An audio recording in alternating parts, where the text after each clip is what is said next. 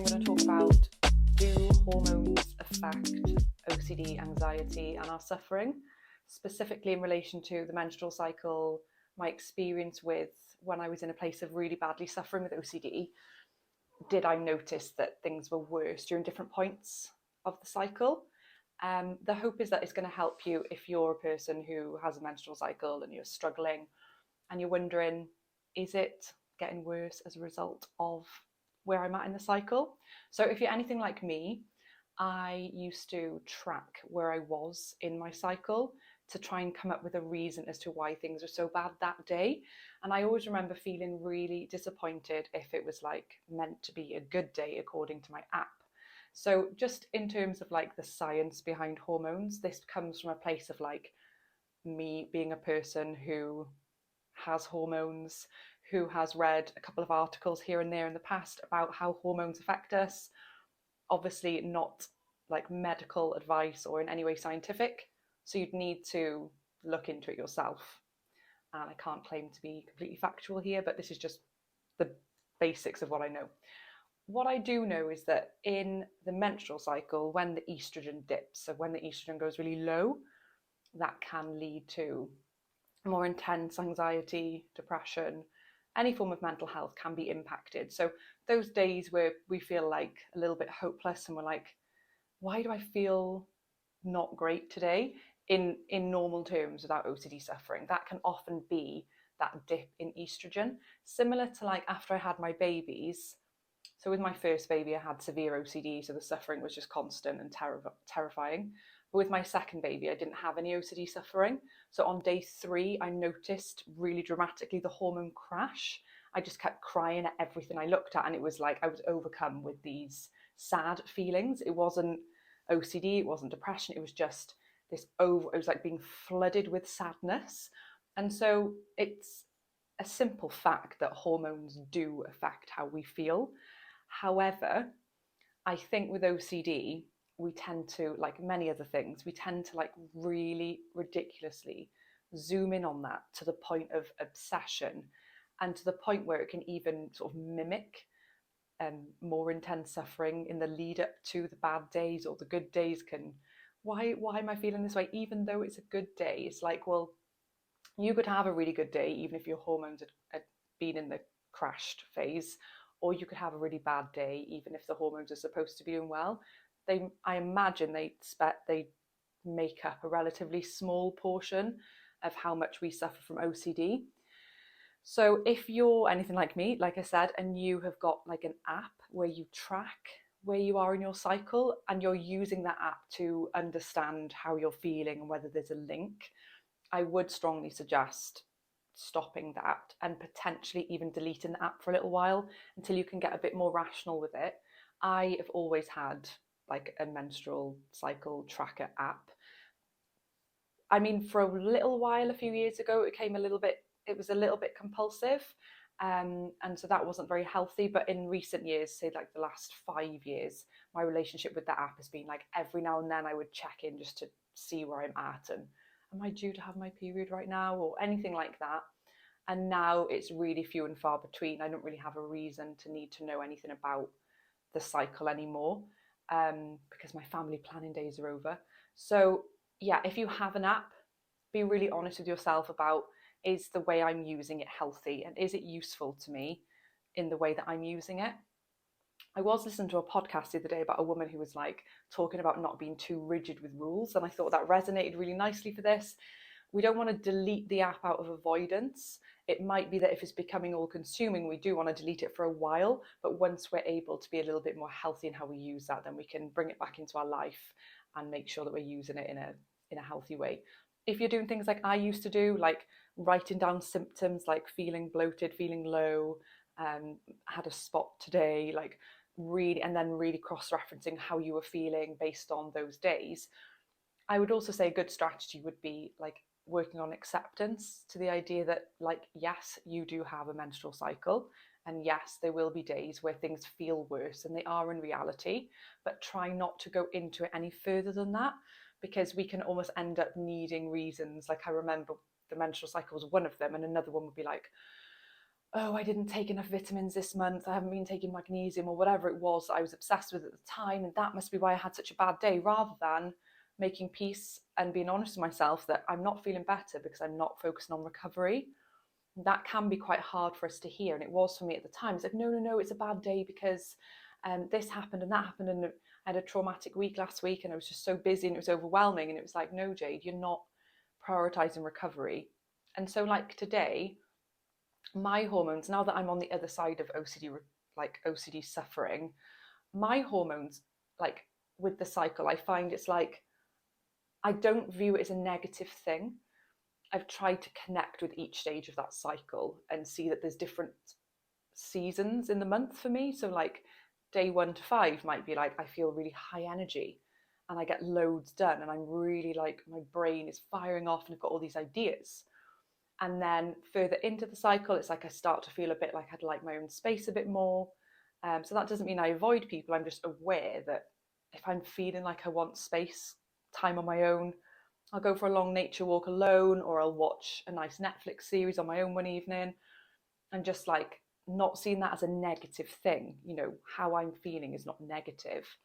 And then in the couple of days in the lead up to the period, it's you can feel really, I feel quite frustrated and wound up, and I can lean towards being more irrational about, oh, nothing's working and this is terrible and that's awful. And it's like, how do we use that energy in a way that helps us? So maybe I need to do like a more intensive workout, or maybe I need to do something that like shakes up my energy a bit and gets this energy out. So on those days, and I quite literally had one of those a few days ago, I was like, I need to be out of the house today. I need to be out like for hours and hours, like at a park with the kids, or just taking a nature walk with the family, or just doing something that means I'm not festering in the house and letting these irritable energies build up.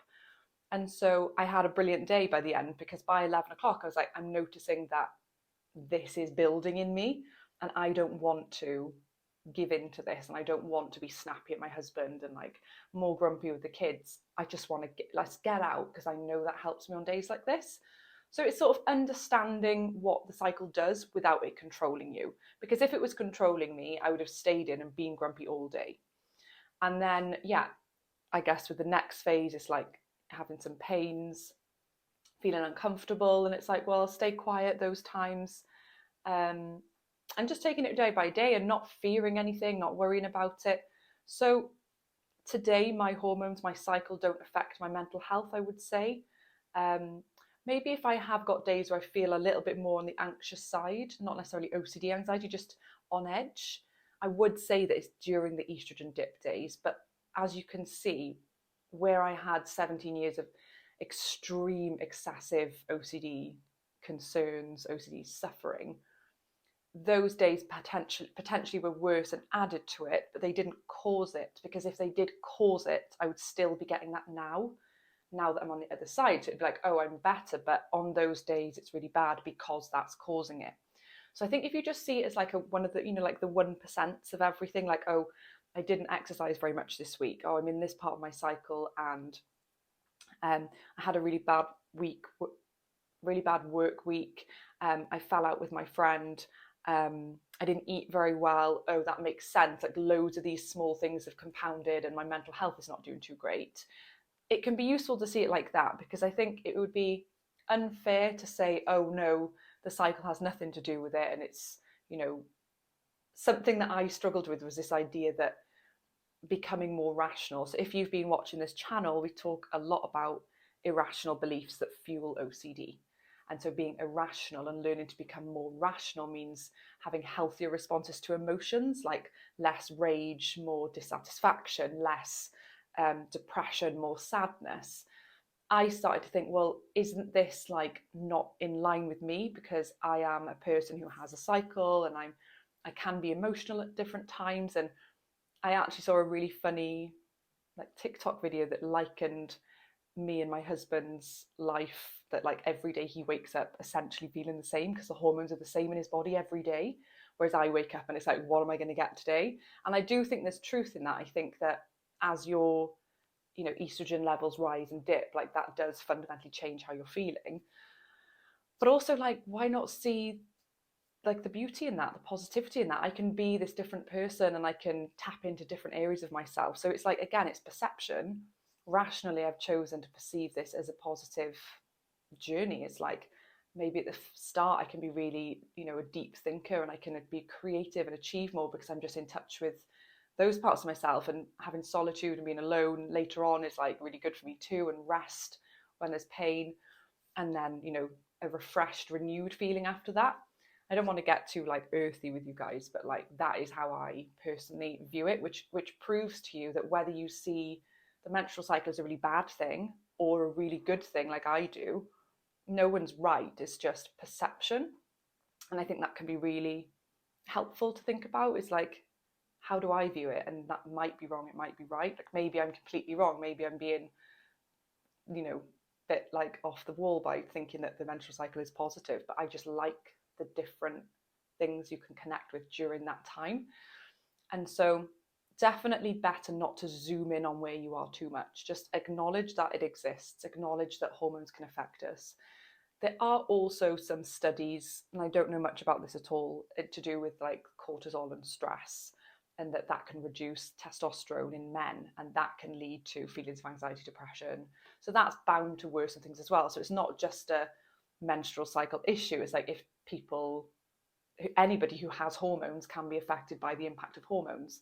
So it's interesting to think about the role that stress and cortisol have as well, without becoming compulsive about it. I've always thought with OCD, like learning and having knowledge is really useful. So you can be like, that's what that's doing. But you don't want to be getting obsessive. You don't want to be like reading, like I just mentioned a research study then. Lots of OCD sufferers, me included in the past, would be tempted to go and read that full study. Now, I had just seen an article at one point. I was like, oh, maybe there is, maybe there isn't. Some people would say there isn't, and some people will say there is. So we have to be really careful about reading studies and research, because it's good for us to have a little bit of knowledge, but not so good for us to become obsessive with that and be like, oh, maybe if I didn't take this supplement or this vitamin, that's why I'm feeling this, and then a hormone crash. It's like zooming out a little bit more and focusing on the overall situation is going to really help you. And so back to what I mentioned about me worrying that rational thinking was going to detach me from, like, for example, like my connection with being a woman.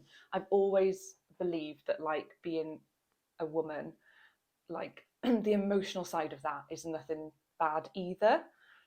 And I really grappled with this for a long time. So if you're feeling the same, if you're like, well, I don't want to be more rational, because isn't that quite a masculine thing? We often talk about that in terms of like women's like emotions are irrational, like outbursts of emotion is irrational, and we need to be more rational and more like focused. But really, I have found that since implementing some of the rational emotive behavior therapy techniques from Albert Ellis, I found that I can just like feel emotions better, feel them more deeply. They actually tell me a bit more now, because I don't have such extreme reactions anymore. I have healthier reactions to what I'm feeling. It tells me more. And I'm not talking about obsessively looking inward. I just mean, if I feel a sadness, I can reflect on like, I wonder what that sadness is, because it's not clouded by like distraught, depressive feelings that are all consuming. It's much more like, oh, this is so interesting. What's this telling me? This is really interesting that this has come up in this situation. I can do something with this emotion, because I've moved away from like being overcome with rage, and it's more like, yeah, I'm really feeling my feelings more. And I think that's where OCD likes control. And so another thing I had to do was make sure that I didn't become compulsive about, I must be rational all the time. It's like, we're human. We can't control every emotion. Sometimes, like, for example, if I'm with my kids all week and I'm calm with them and I'm just, leading the family, them and their day and routine, and like reaffirming things, we're not doing that, we're doing this, here's why not. Staying calm, cool leadership. And then every now and then, it's like, it's become too much. There's just a constant chipping away, and I just lose it. And I'm like, well, that happens. That's part of being human as well. the OCD part of us wants to control that. It's like, I must never yell at my kids. I must never this. But that's also part of being rational, is that it is going to happen sometimes. So I think when it comes to hormones, cycles, where we are in the cycle, I think a good strategy as well is to be like going with uncertainty. Like, could this be, what day am I at? Like, I'm day 6. Well, first of all, try not to know what day you're on. Like right now, I've no idea what day I'm on. It could be day 1, it could be day 28. I really don't know. So that's a good place to be when you don't know where you're on your cycle, other than for obvious family planning reasons where perhaps you do need to know. Try and divorce it from your OCD. Try and not think about what that means from an emotions and a feelings point of view. And the idea of going with uncertainty here is just super useful. You know, this idea of like, oh, could be that I'm feeling like this because it's day 7 and I usually feel lower on day 7. Maybe it's not though. Could be just that I'm having a really bad day. And so it's like trying to make peace that this cycle does exist, and maybe it's not fair that you have a cycle and other people don't and they've got it easier. Maybe they do, maybe they don't. But connecting with the fact that this is the hand life has dealt with you, deciding whether to view it as a positive thing or a negative thing. Our culture does moan and whine a lot about cycles. I personally don't buy into that. Like, that's just my personal take on it. So I share that just for you to know there's other views. And I think trying to just connect with your overall recovery plan rather than zooming in on it. And it's like anything. Oh, but it is real. So this is a real reason why I'm suffering more today. Well, yeah, but also if you think about like our OCD, you could be like, well, there's loads of evidence that says the honeymoon period is meant to last 3 years, but mine only lasted 1. So that's proof, that's real, that's evidence. It's like OCD will do that. It will try and convince you that there's a reason for something, that there's a connection. And you genuinely may even feel worse because your brain has subconsciously mapped out how you're meant to feel on different days of this cycle and how your hormones are going to play into things, that you automatically just feel worse. And like I said, it is just another small layer in the overall layer of what impacts OCD. I do remember, and I'm not trying to like minimize what anyone's going through right now with it, because I genuinely do remember in the depths of OCD suffering, I don't think I've had worse days than when I was like in the build up to my period, or I can't remember what stage it would be, but there were certain days, maybe like 2 or 3 days, where I'd be like, this is insurmountable. Like I can't do this. And then there would be a certain lift, and I do think that sometimes is the hormone just rebalancing. And in some ways that can give you comfort, because you can be like, well, again, control OCD. If that's something I can't control, that's literally just a hormone doing its thing in my body. Why do I need to give it attention and focus? It's doing its thing. See it the same as like intrusive thoughts. They're doing their thing. I'm not controlling them. I'm letting go. And the great news is that this will pass at some point. And, you know, you could even see it that, you know, if 3 days out of your 28-day or 29-day, whatever yours is, cycle, if 3 days are really bad, does that mean that 25 are not so bad? Like, you could see it that way as well.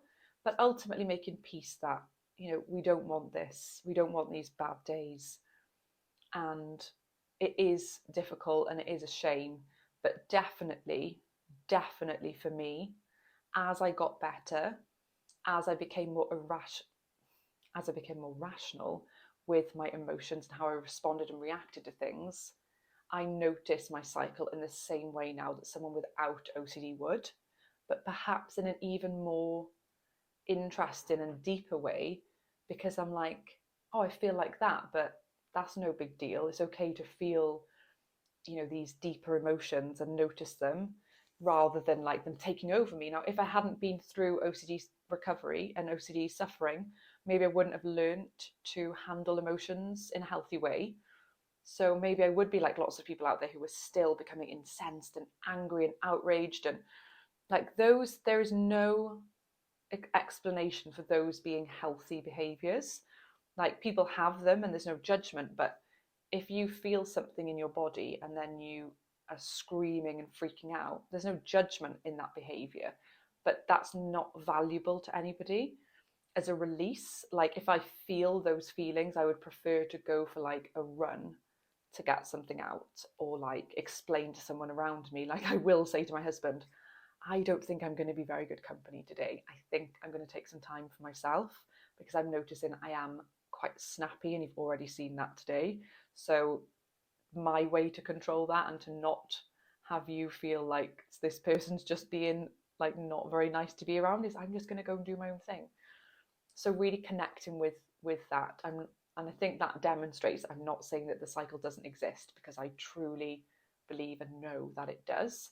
So yeah, have a check in with yourself. How are you managing this? Are you spending too much focus and energy on that cycle? Are you putting too much importance on it in how your OCD suffering is panning out?